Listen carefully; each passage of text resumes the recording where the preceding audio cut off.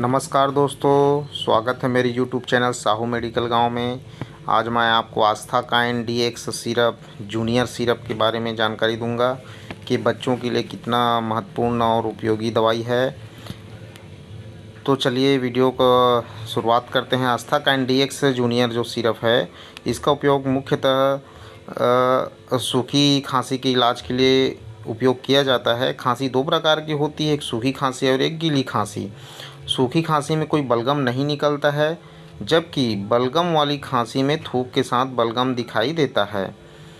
तो ये जो है वो बलगम निकलता है, तो ये बलगमी वाला खांसी हो गया, और जिसमें बलगम नहीं निकलता वो सूखा खांसी हो गया। तो इसका लक्षण देखिए, सूखी खांसी में नाक बंद होना, खांसी आना, नाक बहना, छींक, आँखों में पानी, ये इस टाइप से इसका लक्षण जो है वो दिखाई देता है बच्चों में प्रायः। अब आस्थाकाइन DX जूनियर के आपको डोज़ के बारे में बता दें तो डोज़ जो है वो 1 साल से ऊपर बच्चों को 2.5 ml 3 बार दे सकते हैं, और बाकी जो है वो बच्चों के एज अनुसार इस दवाई का डोज़ का निर्धारण किया जाता है। साइड इफ़ेक्ट की बात करें तो सिर दर्द, नींद आना, उल्टी, डायरिया, चक्कर आना, ये सब साइड इफ़ेक्ट के रूप में देखा जा सकता है।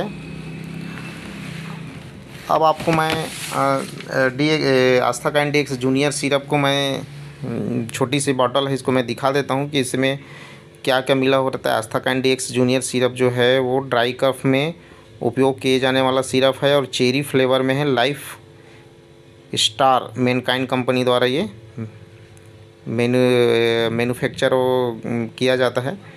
ये 60 ml का सिरप है। देखिए इसमें क्या क्या मिला हुआ है। डेक्स्ट्रोमेथार्पन है 5 mg, फेनलेफ्रिन है 2.5 mg, और CPM है 1 mg। इसकी MRP की बात करें तो 73 रुपीज़ की MRP है।